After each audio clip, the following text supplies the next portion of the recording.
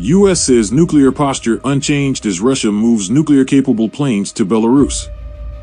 The United States said there was no reason to change its nuclear posture after Russia said it has moved 10 nuclear-capable warplanes to Belarus, which shares a long border with northern Ukraine.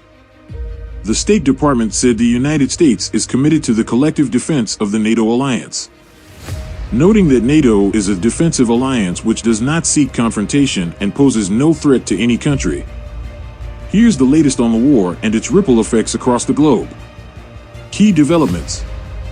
The United States has not seen any reason to adjust our own strategic nuclear posture after Russian President Vladimir Putin said in an interview that aired Saturday on Russian state TV that the Kremlin would store tactical nuclear weapons in Belarus. The United States has not seen any indications Russia is preparing to use a nuclear weapon, said Vedant Patel, a State Department spokesman. Putin likened the move to the United States' positioning of weapons in Europe. The United States was estimated in 2021 to have about 100 nuclear weapons stored in vaults across Europe, according to the Center for Arms Control and Non-Proliferation. Construction on the warehouse in Belarus set to house the Russian weaponry will be completed by July 1st, Putin said, according to Reuters.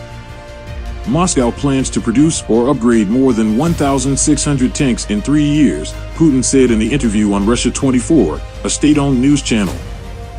He said that while Western governments, which he dubbed arsonists, plan to deliver more than 400 tanks to Kyiv, Russia would upgrade and produce more than 1,600 new tanks.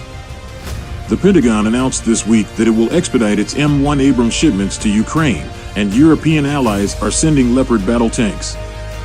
Battleground updates. The UN International Atomic Energy Agency's top official will visit Ukraine's Zaporizhzhia nuclear power plant this week to get a first-hand look at the facility. The nuclear safety and security dangers are all too obvious, as is the necessity to act now to prevent an accident, IAEA Director General Rafael Mariano Grossi said in a statement Saturday. It will be the second time Grossi visits the site and the first since a permanent presence of IAEA experts was established there in September.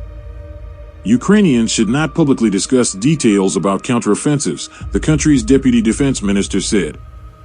Hannah Malier said in a Facebook post that silence could give the military the time to do its job. And she appeared to appeal to television journalists by asking people not to discuss military strategy on television. Information is also a weapon, she wrote. Global impact. New Zealand's foreign minister warned China against providing lethal aid to Russia. On a visit to Beijing, Nanaye Mahuta cautioned her Chinese counterpart against providing such materials to Moscow for Russia's illegal invasion of Ukraine, the Associated Press reported, citing a readout from New Zealand's foreign ministry. In a call with Putin, Turkish President Recep Tayyip Erdogan called for an immediate end to the war in Ukraine. The two discussed the latest developments in the war during a call, the Turkish government said.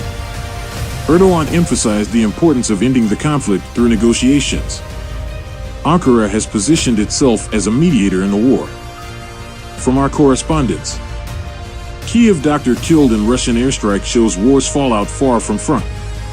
Oksana Leontьeva, a 36-year-old doctor who treated patients with cancer and other serious diseases at Ukraine's top children's hospital, was running late for work one morning in October. She dropped off her son at kindergarten as air raid sirens rang out across the city. Just a mile from the hospital, she was killed after a missile strike hit Kyiv, report Missy Ryan, Konstantin Kudov, and Alice Martins.